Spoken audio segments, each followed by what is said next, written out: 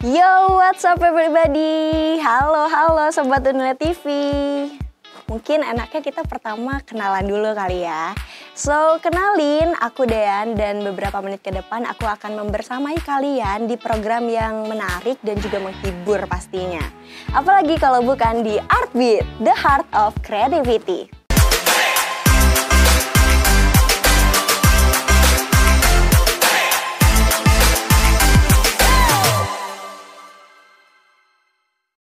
Nah, Sobat Unila TV, mungkin Sobat Unila TV masih asing ya sama Artbeat. Program apa sih itu? Program baru kah? Dan kenapa sih harus menonton program Artbeat ini? Artbeat ini memang dicanangkan untuk wadah bagi teman-teman mahasiswa Unila yang ingin menampilkan karya-karyanya mereka. Tapi bukan hanya sekedar menampilkan karyanya aja, tapi kita juga mengapresiasi usaha, bakat, dan juga dedikasi dari mahasiswa Unila. So, buat kamu mahasiswa Unila yang punya karya apapun itu dan mau ditampilkan di Unila TV, boleh banget reach kita by DM Instagram di @universitaslampungtv. Alright, sebelum aku tampilkan karya yang pertama, aku mau sedikit chit-chat nih sama kalian tentang kreativitas. Menurut kalian nih Sobat Unila TV, apa sih kreativitas itu? Ternyata kreativitas diambil dari kata kreatif yang kalau dari KBBI artinya memiliki daya cipta atau kemampuan dalam menciptakan. So, bisa kita ambil kesimpulan nih bahwa kreativitas merupakan sebuah proses panjang untuk menciptakan sesuatu hal yang baru. Nah, kalau kreatif itu adalah kata sifatnya, kreativitas adalah prosesnya, maka hasilnya disebut dengan apa? Bener banget, kreasi. Jadi kalau ngomongin soal kreativitas, pasti bertanya-tanya, emangnya sepenting itukah kreativitas? Ternyata penting banget loh teman-teman. Kenapa sih? Karena dengan adanya kreativitas, kita dapat memajukan peradaban manusia loh. Nah, salah satu contohnya itu dari segi teknologi nih. Bisa kita lihat ya bareng-bareng dari zaman dahulu sampai sekarang perbedaannya kayak apa. Itu karena adanya kreativitas. Kemudian dari segi arsitektur atau infrastruktur tuh, kelihatan juga ya. Dan yang gak kalah penting, ini dari segi karya seni. Pasti Sobat Unila TV aku yakin deh udah pada tahu apa itu karya seni dan juga berbagai macam banyaknya karya seni itu. Tapi tahu nggak sih karya seni satu ini ternyata jumlah peminatnya itu makin banyak loh coy. Kayak yang satu ini nih, karya seni tari. Karya seni tari itu ternyata peminatnya semakin meningkat. Baik dari seni tari tradisional ataupun seni tari kreasi. Sama kayak yang satu ini, aku bakal menampilkan sebuah karya seni tari dari mahasiswa Unila, program studi pendidikan tari dari teman-teman FKIP tahun 2022, yakni tari kreasi Panga. Tari kreasi Panga adalah tari kreasi yang diambil dari tradisi masyarakat Lampung Pepadun Pubian Telusuku yang ada di desa Margakaya, Kabupaten Pringsewu. Daripada aku banyak ngomong nih tentang tari kreasi ini, mendingan sama-sama kita lihat kali ya. Gimana sih tari kreasi Panga ini? Sama-sama kita lihat, ini dia tari kreasi Panga.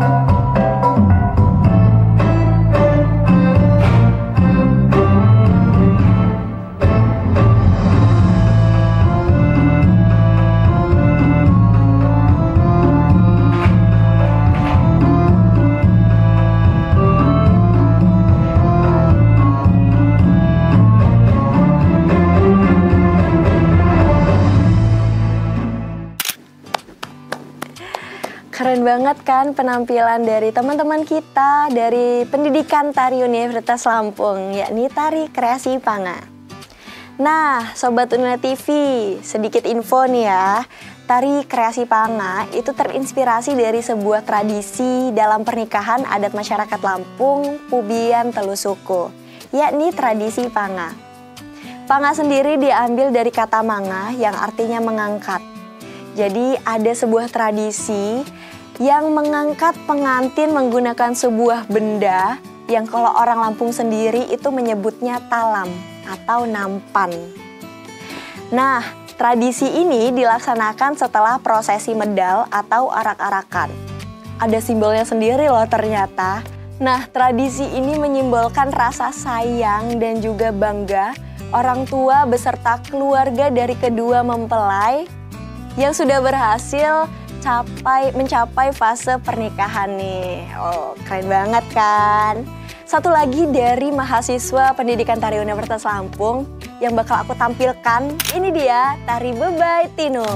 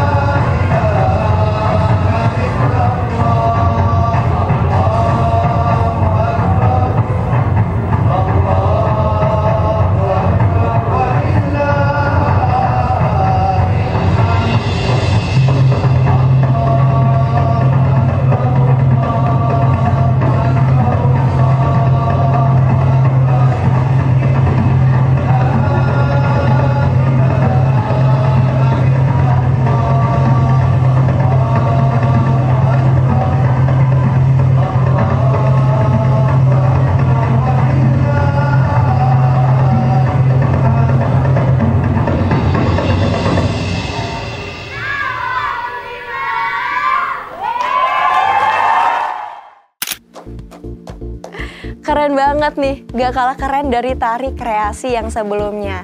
Tari kreasi Bebai Tinung sendiri juga terinspirasi dari tradisi adat masyarakat Lampung nih.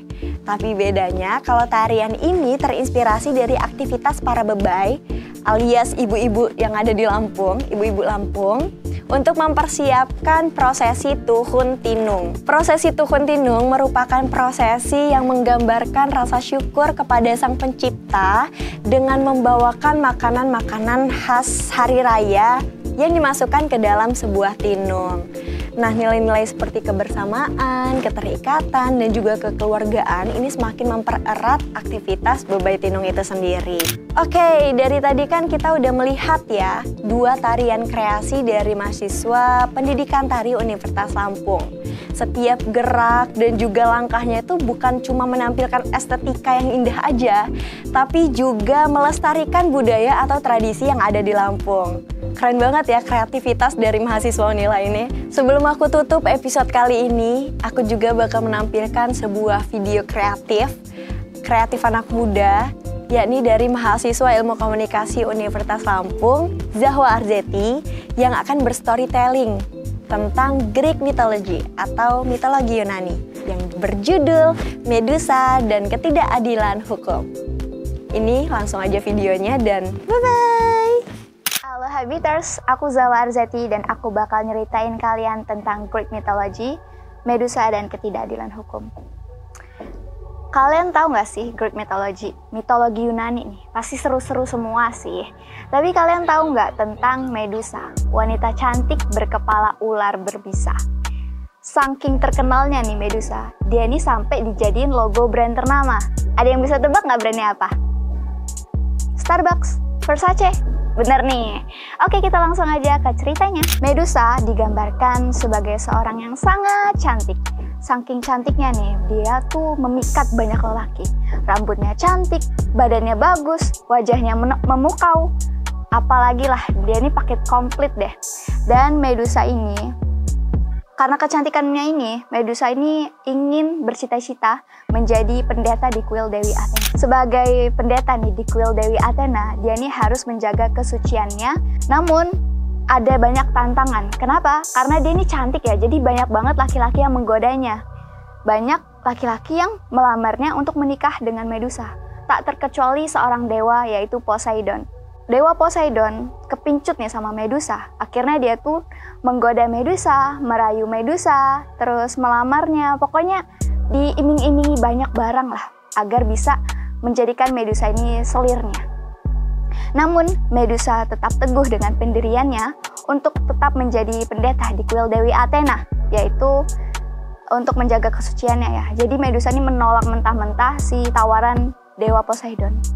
Karena ditolak berkali-kali nih ya, Poseidon membujuk Medusa, ditolak lagi, ngoda dia, ditolak lagi, rayu-rayu dia, ditolak lagi. Akhirnya egonya Poseidon ini akhirnya ini deh, kayak terlukai. Aku dewa nih, tapi aku selalu ditolak sama manusia biasa. Jadi dia tuh kayak egonya terlukai, akhirnya dia pun menyiasatinya dengan cara licik, yaitu Poseidon ingin menggauli Medusa. Seorang dewa menggauli manusia biasa. Kebayang nggak?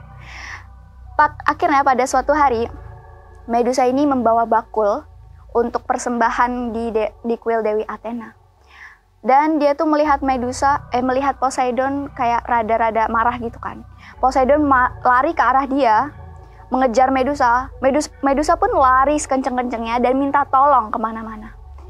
Setelah sampai di kuil Dewi Athena, Medusa pun langsung berdoa, memohon pertolongan kepada Dewi Athena agar bisa menolongnya dari cengkraman si Poseidon. Tapi ya waktu berlalu begitu cepat ya. Akhirnya Poseidon menggauli Medusa. Akhirnya setelah kejadian itu, Poseidon pun pergi begitu aja. Dan Medusa nangis sejadi-jadinya. Dia meraung, menangis. Pokoknya dia merasa masa depannya hancur nih. Karena dia udah gak suci lagi. Dewi Athena pun gak lama mengetahui hal tersebut. Dan dia turun ke bumi dengan amarahnya. Ini sebenarnya agak aneh ya. Karena Dewi Athena juga marah kepada Medusa. Yang notabene-nya sebagai korban nih. Akhirnya Dewi Athena pun menghukum Medusa Rambut indah Medusa dikutuknya menjadi ular-ular berbisa. Dan Dewi Athena pun mengutuk Medusa agar setiap orang yang bertatapan kepadanya itu berubah menjadi batu. Dan karena karena kutukan ini, Medusa pun diasingkan ke pulau terpencil nih. Untuk hukuman kepada Dewa Poseidon, Dewi Athena nggak memberi hukuman apapun kepada Poseidon. Karena Dewi Athena merasa seorang Dewa Poseidon tidak perlu diberi hukuman. Kayak nggak masuk akal nggak sih? Akhirnya setelah kejadian itu, Medusa pun mengasingkan diri nih ke pulau terpencil. Dan kenapa dia mengasingkan diri? Karena banyak pahlawan-pahlawan yang memburu kepala Medusa. Pahlawan-pahlawan tersebut beranggapan kalau kepala Medusa ini bisa memberi keberuntungan gitu. Mereka ingin memburu dia untuk menjadikan kepala Medusa sebagai jimat. Kejam gak sih? Udah digauli, terus mengasingkan diri, diburu kayak hewan, kayak ya ampun. Dewa-dewi Yunani mengutus putra Zeus, yaitu Perseus, untuk memburu Medusa. Perseus pun dibekali sepatu sayap, tameng perunggu, terus pedang, pokoknya dibekali alat-alat dari dewa-dewi ini. Akhirnya Perseus pun berhasil membunuh Medusa. Kepala Medusa dipenggal dan kepalanya itu dijadikan jimat. Saat perang-perang dibawa kemana-mana. Kalian tahu nggak sih perang Andromeda? Nah itu dia. Perseus beranggapan dia menang perang Andromeda karena bawa kepalanya si Medusa. Dan Medusa ini pun akhirnya meninggal di tangan Perseus. Cerita Medusa ini sangat ikonik nih di Greek mythology atau mitologi Yunani karena menggambarkan ketidakadilan hukum yang tumpul ke atas tapi tajam ke bawah. Oke deh, kayaknya itu aja cerita dari aku, yaitu Greek mythology, Medusa, dan ketidakadilan hukum. Sampai jumpa di episode berikutnya. Dadah!